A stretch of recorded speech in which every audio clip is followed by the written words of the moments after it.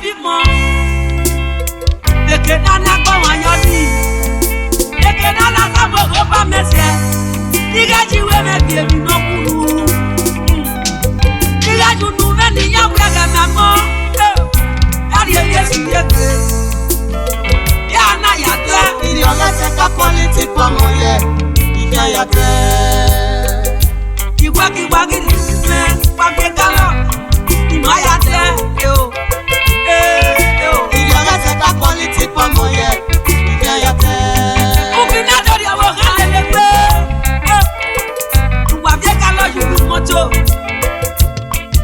Il y a la politique pour moi. Il y a ya te. Oh, merci pour y avoir calé le. Maya te. Il y a la politique pour moi. Il y a ya te. Oh, ça te fait y avoir calé le. Parce que cala no pu. Parce que tu peux. Ah, maman ouah. Il y a la politique pour moi. Il y a ya te. Ah, je cala di mi se wa. Ah, c'est quoi. Ça doit pas faire toi checker. Non de yo. Il y a la politique pour moi. Il y a ya te. Ah, ni mani la webo. Wakame tu wabo wa. Nyakanya telele na byo kwa bojo. Il y a la politique pour moi. Il y a ya te.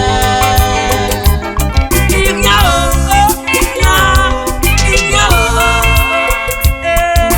y a la politique pour moi. Il y a ya te.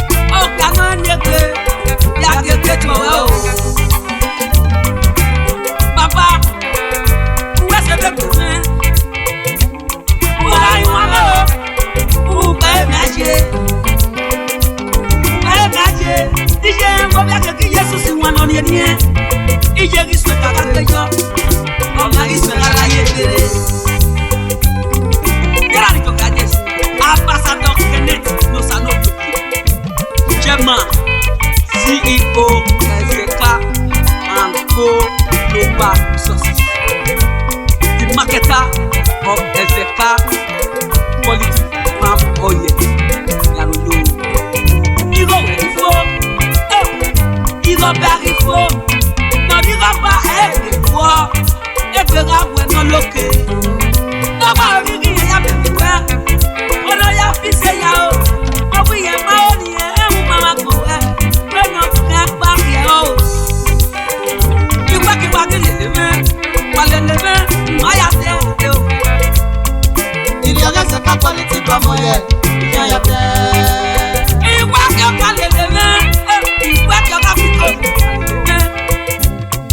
Il y a la politique pour moi. Il y a ya te.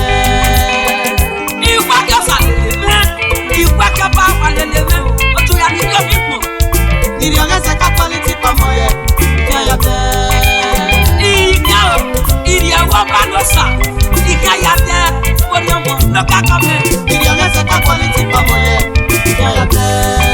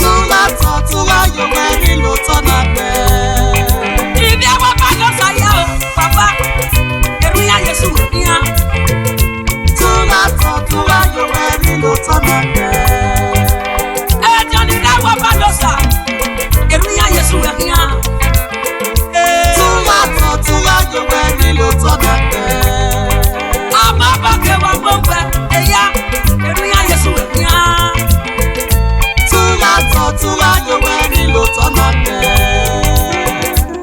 Ambassador Kenneth de Sanovioki. No yese kan wa gbe. Tura yo weri lo tona pe.